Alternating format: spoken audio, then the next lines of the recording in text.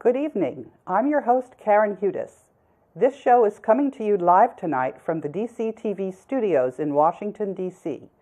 Today's show is the 36th segment in the series on the network of global corporate control. Our show tonight will answer the question whether the 1789 Constitution of the United States is in effect or whether we are being governed by martial law that our representatives in the United States Congress have been secretly keeping in place ever since 1861 by declaring secretly behind closed doors a state of emergency. I sent a letter to the District of Columbia Bar by priority mail that was delivered on December 11th. This letter was in response to an article about Gene Shipp, who for 35 years has worked in the District of Columbia Bar's Office of Bar Counsel, which regulates the legal profession in the District of Columbia. The last 4 segments of this series were archived on the internet this weekend, and I've had time to answer some of the questions in the YouTube comment section and by email. I'm going to give you a little bit of background. We've been telling you about the transnational companies on the world's capital markets that are all interconnected in an incestuous relationship of interlocking boards. At the very center of this network are the central banks that issue paper money in exchange for goods and services that have real value. There's a coalition for the rule of law on the Board of Governors of the World Bank and International Monetary Fund, which consists of 188 ministers of finance and development. This coalition is stronger than the network of global corporate control. I started working in the World Bank's legal department in 1986. It was Ibrahim Shihada, who had been the general counsel of the Organization of Petroleum Exporting Countries, who hired me into the World Bank. During my studies at Yale Law School, I wrote a legislative history of the Group of 77, which has grown now to 134 developing countries. I was locked out of the World Bank the day after I gave a legal opinion in 2009 to the 24 members of the World Bank Board of Executive Directors. I told them that they were in charge at the World Bank and that they were the ones running the World Bank, not the network of global corporate control. So after I was locked out, I bought a World Bank bond, and that gave me standing to sue in the United States Federal Court. The Board of Governors settled my case in 2012, but the United States Judicial Conference ignored the Board of Governors. I was flabbergasted, and I couldn't figure out why, and now I know. It's because the network of global corporate control thinks that it's above the law. I am now the lawyer for something called the Global Debt Facility, which is a trust that contains the world's international monetary gold reserves and other treasures. I learned from Ferdinand Marcos' son, Tiburcio Villamor Talano Taguian IV, last week that I'm also the overseer mandate trustee of the Global Debt Facility. That's because Tiburcio Villamor Talano Taguian wrote to me and said that we should form a partnership. I said that I was working for the Board of Governors of the World Bank, and only if they told me that they wanted a partnership would I have anything to do with him. It was Ferdinand Marcos who established the Global Debt Facility at the end of World War II, and he helped set up the World Bank and International Monetary Fund so that the Board of Governors, which are the ministers of finance of the member countries, could administer the Global Debt Facility. And we've had some arguments this past week. Some people were saying that the Board of Governors were actually trying to appropriate the world's gold for themselves. This is a blatant lie. The ministers of finance and development have already determined what to do with the world's gold. That is to return the gold in the form of currency to each of the national entities. And the currency is going to be counted by the citizens. So people who are worried about whether their governments are going to have their hands all over the gold, no, the gold is going to the people of the world, of this planet. there was an agreement that was signed at the end of World War II. It's called the Bilateral Minefield Breakthrough Successor Agreement, where the nations of the world and the royalty as well agreed that the world's gold and other treasures would go to benefit all of humanity. But first, that these treasures would go into something called sequestration. That's 50 years of hiding.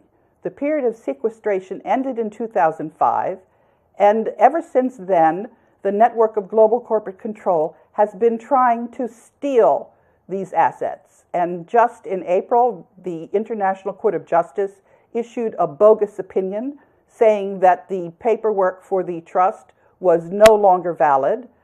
The International Court of Justice had absolutely no jurisdiction. I cleared a letter with the Board of Governors, and I said that that decision of the International Court of Justice had null effect. The Central Intelligence Agency also issued a memo following up on the decision of the International Court of Justice. That shows us that the CIA is not working for the United States. Why would an agency representing the United States try to cancel our international monetary gold reserves? It's very clear. The CIA is working for the network of global corporate control. As a matter of fact, they're not headquartered in Langley, Virginia. They're headquartered in Switzerland. There's much more gold in the global debt facility than the Gold Antitrust Action Committee says exists. The amount of gold is over 1,700,000 metric tons. The network of global corporate control has been rewarding stooges and punishing whistleblowers for a very, very long time.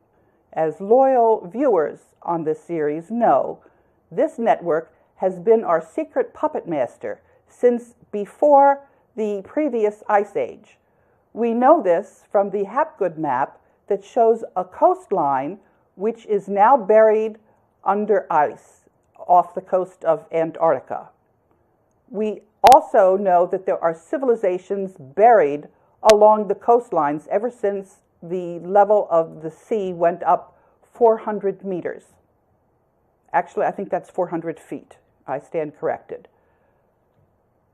And next week's series, which we taped previously, is going to show you a series of underground tunnels and cities that are crisscrossing the globe. We also know from Moscow State University, which has reconstructed ancient history after they found out that the network of global corporate control has been systematically falsifying it. When we talk about what we hear in the media, we're being given propaganda because the network of global corporate control controls the media. We read in the media, one of two things is likely. Either the United States dollar is going to be abandoned and collapse in value, and here they're talking about the Federal Reserve note. They're not talking about the US dollar. When the Federal Reserve note crashes, this is going to end Washington's superpower status, except that we are not going to sit on our hands and wait for the Federal Reserve note to crash. We are going to get out of Federal Reserve notes. We are going to go into United States dollars issued by the Treasury. We have a whole pile of uncut dollars that were printed by Ronald Reagan. There were a lot of questions about the study that Ronald Reagan commissioned called the Grace Commission Report, which shows that income taxes, all of them, leave the country. They go to the City of London to pay interest on country debt, and then the City of London, because of the Magna Carta, has an agreement that they will be paying tribute to the Vatican. So let's get back to the scenarios that we're hearing about in the media. They say that Washington is going to lead its puppets into military conflict with Russia and China. There is a third scenario, and that scenario is what is going to happen, and that's what we're talking about today. Yesterday, I got an email from a Mark from Vancouver. By the way, just an aside, I'm trying very hard not to mention the syllable You just heard I did it again. I've been getting training on the job. I've been getting training from the people here at DC TV in how to be a good moderator. And I've been getting a lot of good advice from people who write in on comments on the archives that we place on the internet. And also there is a lot of commentary on the social media. I encourage you to contact me by email if you have any questions, because this Coalition for the Rule of Law is a very vibrant one. It consists of people who are willing to do their homework to find out what the facts are and to turn our world around, because according to a power transition model, the likelihood that this is what we all do working together is over 90%. So let me get back to the email that I got from Mark. Can you please be real? Can you please help the planet not to go into a deconstructive depopulation phase? Can the transition actually be done in a mature way? With Fukushima, geoengineering happening, the death of the Pacific, etc., do we also need a financial meltdown as well? I think not. Karen, couldn't you actually be for real and give humanity some hope? Let me warn you that your karma will follow you to ends of time. I would like to believe you're real, but considering the level of corruption and deceit on this planet, I think not. Prove me wrong, please. I also heard from Michael, who was telling me that there's going to be no global currency reset to deploy the world's monetary gold reserves in the global debt facility. Michael told me that the Coalition for the Rule of Law will not prevail over the network for global corporate control. And he also reminded me that the elite's slogan is own nothing but control everything, and that the elite like to tease us with entertaining cartoons in The Economist telling us that they will do just what is being shown to us. And maybe you can show what we got from The Economist for 2015 and for 2016. There are symbols in there that many people like to talk about. We're not going to waste our time with what the network of global corporate control thinks that is going to happen, because we, the Coalition for the Rule of Law, are the ones that are setting the agenda.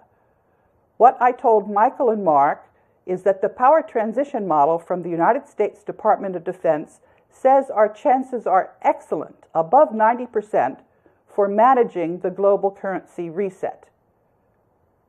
You can see how powerful this model is and how it's working as designed.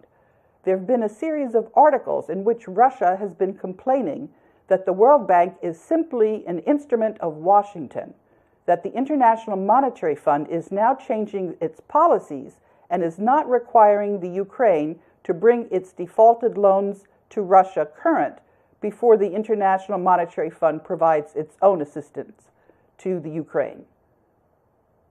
And what I did was I went on the internet and I made a few comments chiding Russia, saying that Russia is on the board of executive directors, and why isn't Russia changing what was voted if we have the votes? And we certainly do. This is an open question that needs to be responded to. There have also been a series of articles in which the Europeans are complaining about economic sanctions to Russia that are backfiring and harming their export industries. And so I reminded these countries of the legal opinion which I've been giving for a number of years, which is that the powers of the Board of Executive Directors and Board of Governors is they run the place. The network of global corporate control has absolutely no right to set the agenda. There was a memorandum that was written in 1947 whereby the board would voluntarily sit back and wait for the president of the World Bank to propose something, and then the board would simply rubber stamp it. And in 2009, I wrote an opinion saying that because of the corruption, that the board was no longer justified in maintaining that policy, and that policy was no longer in effect. I was locked out of the World Bank the next day. I have been reminding Germany that the Coalition for the Rule of Law includes the United States minus the Fed, and it's high time to replace Federal Reserve notes and other paper currencies in the world for national currencies that are minted out of the gold in the global debt facility. I have written to all of the ministers of finance and development that are members of the World Bank. I've also written to some of the countries like Taiwan, also informing them that they could replace their paper currency with gold from the international monetary reserves in the global debt facility. As a matter of fact, the Central Bank of Taiwan invited me to go to Taiwan and to hand over money for them to single-handedly clean up Fukushima. I refused to do that. I said that it was very important for the global debt facility to finance the cleanup of Fukushima, but that I was not going to be separated from the Board of Governors. I was not going to be a one-off person anointing one country or another, one crook or another, to access the money in the global debt facility. What I have said repeatedly is that there will be a very transparent process, and each of the countries will be involved in making sure that the gold is not going to go missing, and that all of the people are going to be involved in making sure that the country's gold that is minted in their currency does not go missing. This is not going to be an easy process because, as people know, the entire auditing profession, the entire legal profession have been co-opted by the network of global corporate control. They have their own self-monitoring mechanisms. That's what I'm going to be talking about in my correspondence to the DC Bar, because I complained to the DC Bar when the lawyers in the World Bank falsified some documents that were used in a tribunal case against me. When you falsify documents in a tribunal and you're a lawyer, you get disbarred. And yet Gene Shipp thought that it was perfectly all right for the World Bank legal department to falsify, use whiteout, to fake the documents that were used in my tribunal case. This doesn't wash. So we're going to have to be cleaning up the legal profession. We're going to have to be cleaning up the auditing profession if we want to see how much gold there is and make sure that it doesn't go missing. One of the things that I did with the teleprompter was I sent it to South Africa because I got an email from Steve a couple of days ago. Hi, Karen. Is the ouster of Finance Minister Nhlanhla Nene of South Africa? South Africa is one of the BRICS, a worrisome development and a foreshadowing of many emerging nations' currencies collapsing. Also threatening the return to the rule of law, or are the collapse of these vulnerable currencies part of the transition process of the world reset to Aurum? And so I said back to Stephen that South Africa is the chair of the G77, which now consists of 134 developing countries. I said perhaps Minister Nhlanhla Nene is being removed because the developing countries want some action on the global currency reset, and His Excellency Nene was not getting the job done. And then I forwarded the letter which I had sent to His Excellency Nene, offering South Africa back its gold from the global debt facility, which is administered by the 188 ministers of finance and development on the Board of Governors of the World Bank and IMF. Minister Nhlanhla Nene did not accept. There are 2 countries from the Commonwealth which have told me who their negotiating teams are, and then I asked the other countries to give this information to the Development Committee. That is 25 ministers of finance that work together with the board to determine what the policies are. And this is the group that I have been writing to and corresponding with very regularly. This is the group that I've been talking to about the treasures that are owned by the global debt facility that have come to light, that we've been talking about on previous episodes. There's some diamonds that were worn by Ferdinand Marcos's wife, Imelda. There's some paintings Monet paintings. There's a train that's in a tunnel between two cities in Poland. There's a truck that has, I believe, 300 metric tons of gold that's outside of Moscow. All of these assets are owned by the Global Debt Facility, and it's the Board of Governors that has to determine how to dispose of these assets, whether they go into museums, where they go. This is not something that one or another government can decide. This is something that the Board of Governors of the World Bank and IMF are to decide. One of the very serious things that's going on is that the countries themselves are being interfered with, their governments are being interfered with by the network of global corporate control. And in the United States, what has happened is that the Constitution of 1789 is no longer in effect. It went out of effect because of, first there was a military government in 1861, and that military rule has never been rescinded. But then in 1871, there was a second secret constitution that went into effect.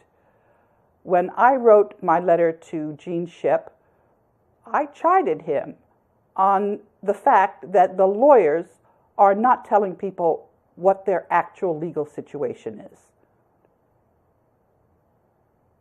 In my letter to Gene Shipp, I told him that it's the coalition on the Board of Governors of the World Bank and IMF that's going to permit the United States to throw off its state capture. Let me read you some of the language in this letter. In Washington Lawyer's December issue, Dolores Dorsainville congratulated Gene Shipp for his 35 years in the District of Columbia Office of Bar Counsel. Gene is absolutely right when he claims that the self-regulation of the legal profession is ours to lose. Gene Shipp's decision to allow the World Bank's legal department to falsify evidence was bad ethics. It's already a foregone conclusion that the world's lawyers have lost their right to self-regulation. America's lawyers went AWOL, that's absent without leave, in covering up the fact that the United States is currently under martial law, that people who have paid off mortgages on their land, homes, cars, and other property do not have title because the states are providing mere warranties of title, that federal judges do not preside over the courts under Article 3 of the U.S. Constitution, but simply administer admiralty law courts. Lawyers even refuse to answer the point-blank question whether Congress has been extending a state of emergency since 1861. We are now wondering whether there should be a legal profession as we put the network of global corporate control, identified by 3 mathematicians at the Federal Institute of Technology, into receivership in the Global Debt Facility that is administered by the Board of Governors of the World Bank and International Monetary Fund. We have not yet heard back from the District of Columbia Bar, but we have been hearing of a very serious development. That is what's going on in the Patriot community. And we have a very serious situation on our hands, because what recently happened is that there was an arrest made for a sale of a rifle which was sawed off. The sale was actually an informant who was trying to goad a young man. I've got his name somewhere. The teleprompter is trying to catch up with me. And this is a man, a very serious man, who wants to find out whether the judges are following their oaths. He wants to find out. It's Skyler Barbeau, yes, thank you. He was involved in last year's standoff on the Bundy Ranch in Nevada, which involved grazing rights. A federal informer set Barbeau up on the sale of a firearm. This is a red flag for the Patriot community. There's an even more serious confrontation that's coming to a head in January. This involves the threat of 5 years of imprisonment for 2 men in an Oregon cattle ranching family. This family is named Hammond.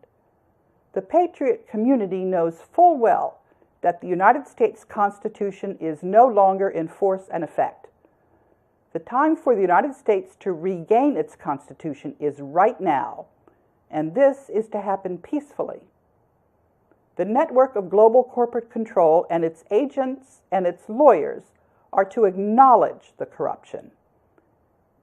And it's to be acknowledged now. In another couple of months, we are no longer going to have a peaceful means of transitioning to the rule of law. Herman Wijfels, who represented the Netherlands on the board of the World Bank, has said in The Economy of the Future, "We have hit the boards enormously wrong on all the fronts." And in a television interview in December 2014, "It's my sincere opinion that through different developments and circumstances, the elite, not only in our country but in others, have betrayed their duty to the people." The World Bank trains its staff in change management. One of the most important tools of change management is self-knowledge and self-change. When I turned 50, we had a 360-degree review at the bank with input from managers, reports, and colleagues. I got a near-perfect score on Tells senior management what it's doing wrong. 17 years ago, in 1998, I was on the Drysdale Committee that was working with the World Bank's Board of Executive Directors on a program to improve the World Bank's personnel policies. The Coalition for the Rule of Law is going to make sure that this program is implemented. Better late than never. There have been some acrimonious debates in the internet with a person who worked for the Vatican, who's admitted that she is an advisor to the Vatican, named Anna von Reitz. Anna von Reitz has done a number of things. One of the things she's done is she's filed a commercial lien for $279 trillion against the American Bar Association. Now, it's very true that the American Bar Association is at fault, but it's also true that $279 trillion, those amounts of currency, they're designed to gum up the transition, the global currency reset. We have got to be very serious in working with the Board of Governors at the World Bank, and the Board of Governors has to be very serious in representing the interests of their people and not the interests of the network of global corporate control. Many people are asking me what they should do to help the Coalition for the Rule of Law. I tell them all that they should form a discussion group, and this discussion group doesn't have to be more than 4 people. It should be people that you would want to stay involved with as we go forward to introduce local currencies in the towns and villages, and also to help others figure out what's going on. Turn off your mainstream media news and most of your alternative media. Stay tuned to DCTV. Become active in other public outlets for news. Thank you for listening to another segment of the Network of Global Corporate Control. We've been discussing the serious situation that the network of global corporate control has been provoking in the patriot community. The provocations with our allies in Europe, with our other allies, with our currency. We've also been discussing the peaceful and easy path that remains open and can easily solve these problems. All we have to do is to replace Federal Reserve notes. Until next week, I'm your host, Karen Hudes.